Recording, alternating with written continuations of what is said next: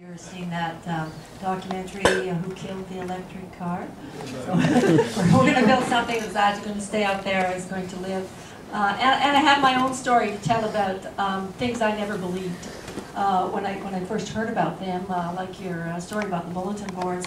I was at CRTC hearing Rogers McLean Hunter in 1993, and one person there was touting the possibility of, you probably remember this, that you could buy running shoes on this thing called the internet, which didn't really exist at the time, and remember, the web did not exist at the time. And I heard that and I thought, is this person crazy? Aren't these people going to want to try these running shoes on? Well, as it turned out, I think we probably do buy running shoes on the net, so you never know, eh? Rocky, you're up next. Yeah, Rocky.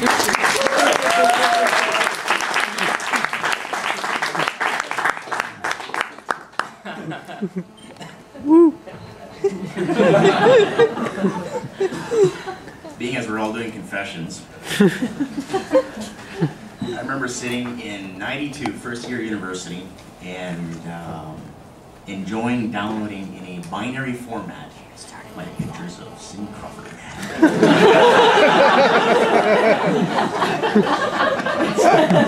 That was an overshare. When she was doing pets and stuff, she was all legit. That's all it is. To kind of back up and look at some of the details that were given by the two other panelists, one thing that should be shared, I guess, should be one aspect that was discussed over in Toronto, just how prominent are these two other providers in Ontario, Rogers and Bell. And of overall, well, those who are monopolies or incumbents, they occupy 96% of the market space. So when you consider the, we'll do questions in a minute. When you consider the overall impact that has, the word choice really has to be challenged.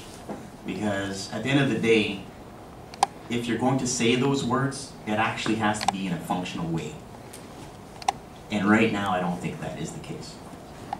The other thing, when we discuss the crossover between broadcast and telecom, there's a very serious something there.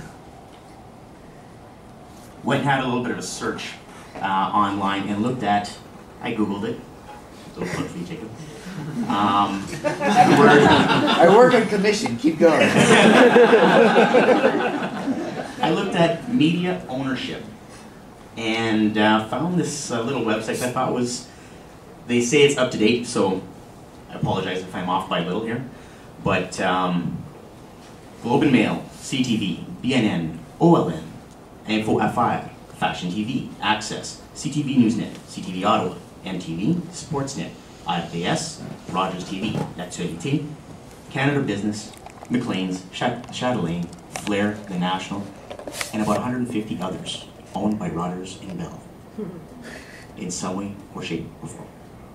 They are very much in our face, and they very much impact what we think and do every day.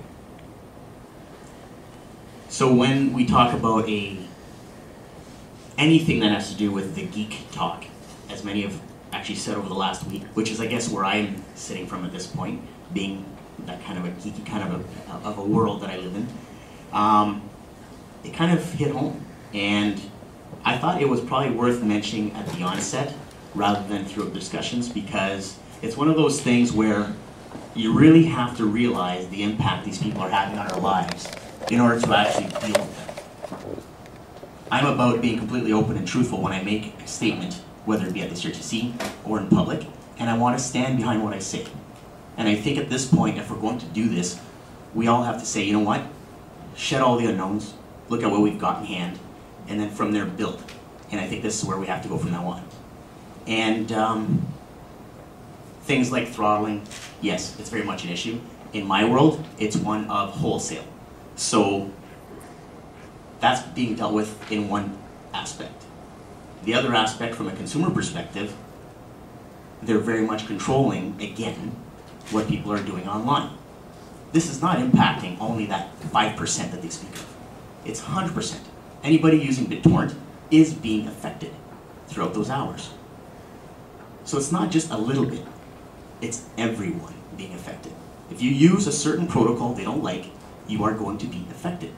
Plain and simple. So, where do we go next? We have to set some foundation so that everybody agrees and moves forward together. I'll leave it at that for now. Yeah. The way our communication systems work, to a certain extent, we have 96% of the market in the hands of 2 people. There are different ways of thinking about this. In the old days, 1993, we used to talk about carriage and content separation. Maybe somebody wants to talk about that. You know, that's a whole different way of running the show. It's the content that's bringing the money, not the carriage. So maybe now they get it. They certainly did get it in 1993. That's that's one of the situations. I'm going to open it now to everybody. I think we've had three wonderful kicks at this particular situation. Now let's hear it from you people, and I'd like to recognize this gentleman down here. Howard, now, one word we have not heard tonight, I don't think explicitly, everybody's danced around it, is the C word, competition.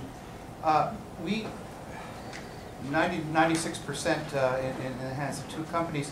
We have had virtually no competition law enforcement in Canada for about 20 years now on any of these issues, including the Competition Bureau goes after people for really quite trivial, misleading advertising issues, and yet doesn't do anything about these companies offering, 12 megabytes per second when you're lucky to get 1.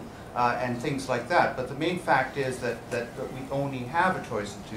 In the United States, we have far more competition, and they have far better internet service down there. So there is a tremendous opportunity right now, maybe low-hanging fruit even, as you call it, Michael, if people put pressure on the Prime Minister and the Minister of Industry to appoint a new commissioner who will actually do something about these issues, because there is a vacancy there. There's an acting commissioner right now, and that person or somebody has to be appointed who should make a commitment to do something about those issues. And that's just a statement, I guess, or a question is, what are we going to do about it? The other question, if I can get it in right now, is Charlie, or Mr. Angus, I appreciate your bill, and I know you want to do the right thing, but I have a concern with it in that it allows these companies to do what they seem to think they need to do when there's excessive, if I remember the word correctly, extraordinary, okay, congestion. Aren't you putting the fox in the chicken coop and letting them eat what they want? I mean, is that really going to work? Can I just ask if people at the back are hearing any of this? Are you hearing it? Yes? Yes, you are. Okay, that's good. We didn't need a mic for that then? Okay. Will that approach work, especially if there's no remedy built in? Thank you. Well, I'd like to actually answer it in 2 parts, because the first part, I think, goes to the failure of the CRTC. And we've seen it in decision after decision, and it's always where you allow more and more concentration of power into fewer and fewer hands, and it's always sold on, we need this in order to have consumers to get better choice. We need this if we're going to maintain these markets. And then, of course, and I'm looking at it more right now from the broadcast issue, because you've seen all this, the television industry, that when you do allow them that, the first thing they do is they cut that service, and they consolidate. They do not have choice. So there's a problem with the CRTC, and we've done this for so long.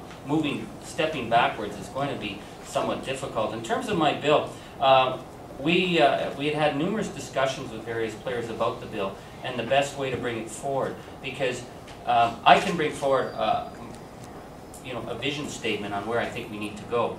But if we're going to actually get other party support to move them, they're going to recognize, or they're going to want to know, well, what if there is a major problem on the net? You're saying that they could never, the management can never be done under any circumstances. We say, in our first bill, we didn't, we were, I think, a little more general, and we decided that that was a weakness because it would allow them to get away with it, that they would have to prove extraordinary circumstances.